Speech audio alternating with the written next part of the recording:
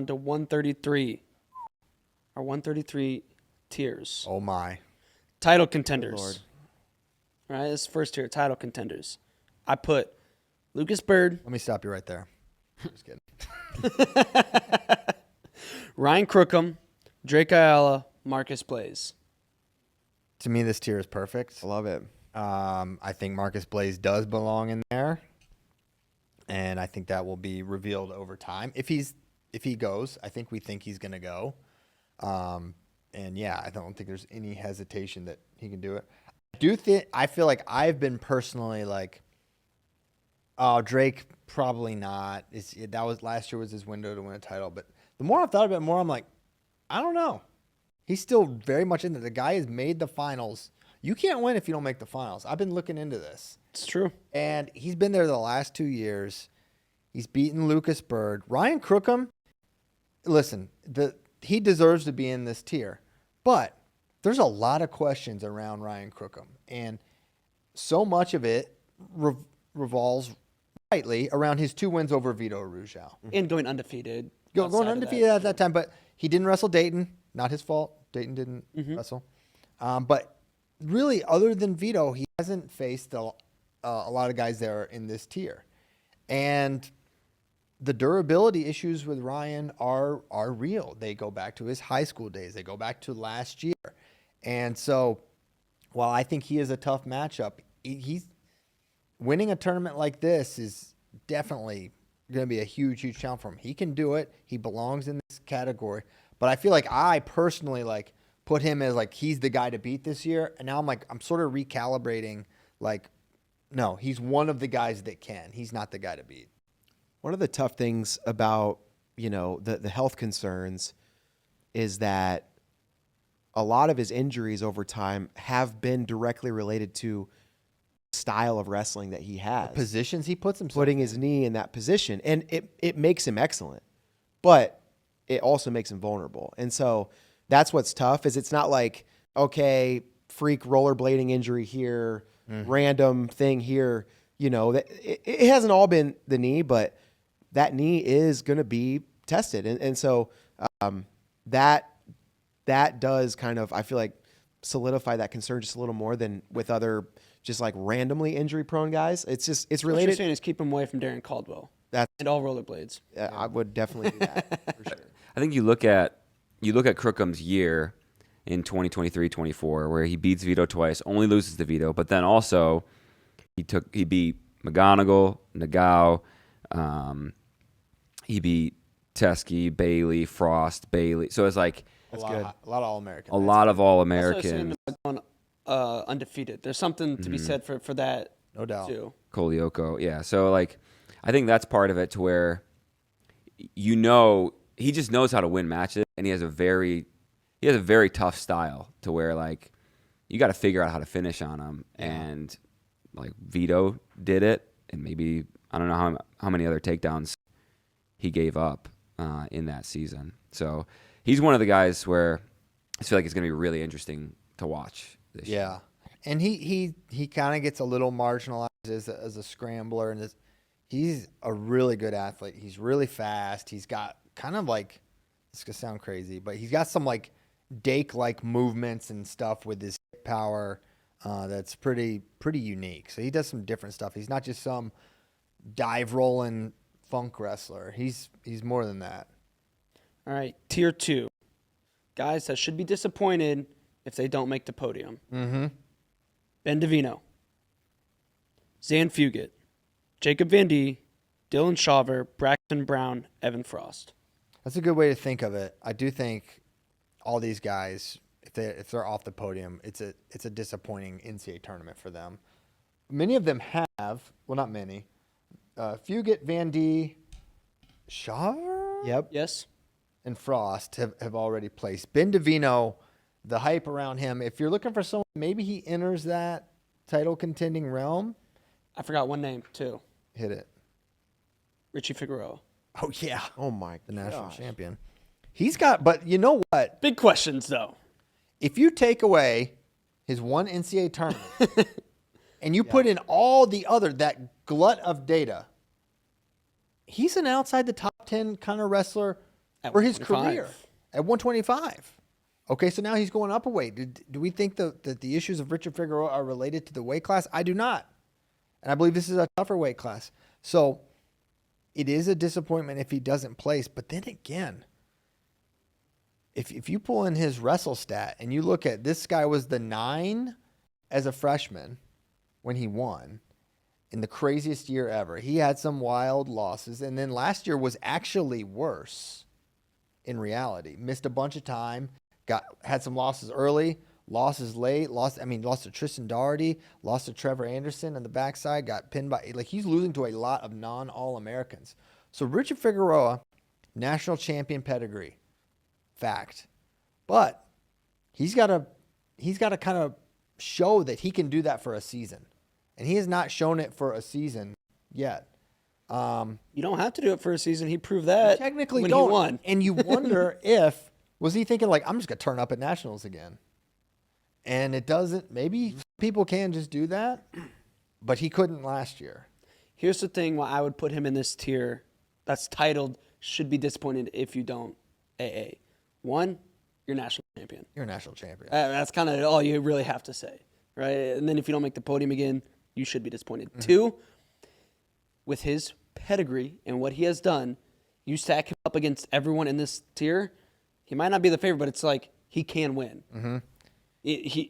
And if you can beat everyone in this tier, you feel like you should be making the podium. And number 3, you're at Oklahoma State. Yes. That's the standard now. Yeah. These guys, what they did last year, if you're in that lineup, and here's the thing, David is putting his best lineup on the mat basically every year. That's what his mantra, his ethos, that's what they're going to be doing. So if you're on the mat, there's a level of trust there, and there's a level of expectation there. I think whether it's said or unsaid, the starter for Oklahoma State is going to be contending for All-American status, kind of at minimum. I think the Richard Figueroa story for the 2025-26 season is going to be a really big part of the larger Oklahoma State narrative moving forward, because that first year, the question, these guys that transfer in, will Oklahoma State have an impact, not just on the NCAA level, but the senior level? And it's we saw what happened with Zahid. We saw what happened with Hamity. We saw what happened with Wyatt Hendrickson. And right now it's 1 year of data, and that's the expectation. And so this new group of guys that's coming in, these transfers, and Figueroa is a big part of that, because we've seen the highs and the lows with him. Yeah. We've seen both. And so now I think his performance is going to be Chapter 2. It's going to be a big portion of Chapter 2 for David Taylor. So I think there's a lot riding on it, not just for him, but for the whole Oklahoma State narrative. This is his last year, right? I was just going to say, he's had such a kind of weird college career, because he missed the 1 year because he was behind Courtney, wins NCAAs, then doesn't place, and then this is it. Yeah. Feels odd. Yeah. It does feel odd. Maybe they find a year for him. Yeah. And then JD takes it away. Tier number 3, sneaky outside shot at the podium. Mm-hmm. Ethan Oakley, Julian Farber, Dom Serrano.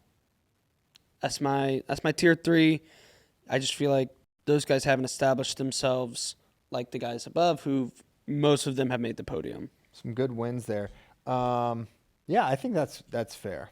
I think with the guys. Serrano's the one guy where maybe he's a tier 2 dude. But I would not. But I think there's a case there. What is he round of 16, round of 12? Yeah, he won Big 12s. Yeah. Which that's a status. That's a tough tournament to win. There's some good guys there at 33. 1-2 last year. Dang. And 0-2 the year before. Oof. Yeah. Ouch. You know who I'm wondering about? Because he's from Colorado. That's probably what the deal is. Yeah. You know who I'm wondering about that I don't see on any of these lists is Brett Unger. What do we think about Unger? Does he have a shot in here? I thought about kind of putting him in here, but I feel like he's the guy the past 3 years who gets mentioned in this spot. Yeah. Yeah. And then he's not there yet. Okay. That's what so I finally said, you know what, Brett, you're not going to trick me. Where's Tyler Knox?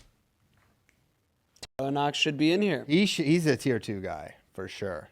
He beat Drake Ayala. Yeah, he's super good. Are there any other people? It's missed on my part. Tyler Knox. We talk about Davino. We did talk did. about Davino. I feel like Put him in 2, yeah. So That's fair. which Ohio State fans might feel disrespected because I put Marcus Blaze in 1. Davino just he doesn't have the pedigree that Marcus Blaze does. Marcus Blaze has done so much. He's beaten senior level guys. He made the senior national team. Almost made the who world is team. Marcus Blaze's last high school folk style loss? That's true though. Davino, Young Benjamin, Iron Man. When was that? Iron Man. Iron Man, yeah. What year? What year? 2023. 2018. Or 2018 2024 Iron Man. No, 2023 Iron Man. Yeah, right Okay. before 24. Yeah. Basically 24. The 23-24 season, yeah. Yeah, Okay. it happened. Marcus was actually pretty good then too. He was good. I did think about putting Ben in the title contender too. Dude, but I think said that's a can't- one takedown match. I can't do it yet. Yeah, I'm with you. It may not be fair. But That's what that's right. I'm really curious about. Somebody in the chat said like the Crookham Blaze match will be the most exciting 4-2 match you're ever going to see. But I am interested to see Marcus Blaze folk style, and if he's going to be able to have the same level of offense. What type of matches are we going to see? Are they going to be consistently 4-2, 6? Like, is it going to be similar to like Lillidahl? Is he going to be like that last year where he kind of had to figure some stuff out? Or is he just going to be very dominant? I would be, I think year one for true freshmen, even some of the best, I think it's all about winning at that point. And you have a match winning style, and maybe he's not going to be that final form Marcus Blaze. So I could see it being a little more strategic. We see him employ that in freestyle. That's what I would expect. What I don't know is like, what is Marcus Blaze top bottom? Yes. I feel like no one rides him. But is he gonna have That's what I was going to say. When he is dominant in freestyle, like scoreboard, like 10-0, gut wrench Yes. is how he really gets it done. He'll put up two, 3 takedowns in a match or whatever, but also a couple guts. Does he have that sort of turn capability in him, or even when he is dominant, quote unquote, in folk style, is it going to be 6-2? Yeah. I could see a situation where he feels dominant, even though the score doesn't look dominant. And I mean, the last freshman I think of that was like Imar, where just a ton of mat returns and ride outs, and he would maybe win a match 3-1 or 4-1. Yeah. But you're like, no, he controlled it. It was never in any danger. Yeah, never in danger. He just was dominant. And I could see that. I could see something like that from Marcus Blaze, where maybe it's one takedown and a bunch of riding time, but just the way that the guy's not getting out. I could see potentially that. But we don't know yet on the mat. Yeah. I think what is true from a base wrestling standpoint, Marcus Blaze is the best at 133. Head, hands, hips, positionally, he's the best. Doesn't mean he's gonna win the national title, but I think if you're taking those characteristics, those skills, I do think he has the best of those at 133. I think you would have said the same thing about Lillidahl last year, and he kind of got stung in a match where you felt like he should have won against Sheldon Seymour. By a Lehigh guy. I don't know if I would have said that about. Not that Luke is not as good coming out. I never thought of him as this defensive specialist the way I think of Marcus. He maybe I'm being a little hindsight 2020, but I mean, Lillidahl, even in high school, it was never about the mat for him. I mean, you think about like Lillidahl, one of the few high school losses that he had was to Jack Consiglio at National Preps, and that was a match where it was just scramble to stalemate, and then this guy doesn't want to really battle on the mat, so he chose neutral. You win 1-0. Like Marcus Blaze, the mat has we don't know if he's going to be a dominant NCAA mat wrestler, but he's always been super, super skilled there where he's going to have no qualms about picking down. And, so that's kind of how I feel about the difference between those two guys.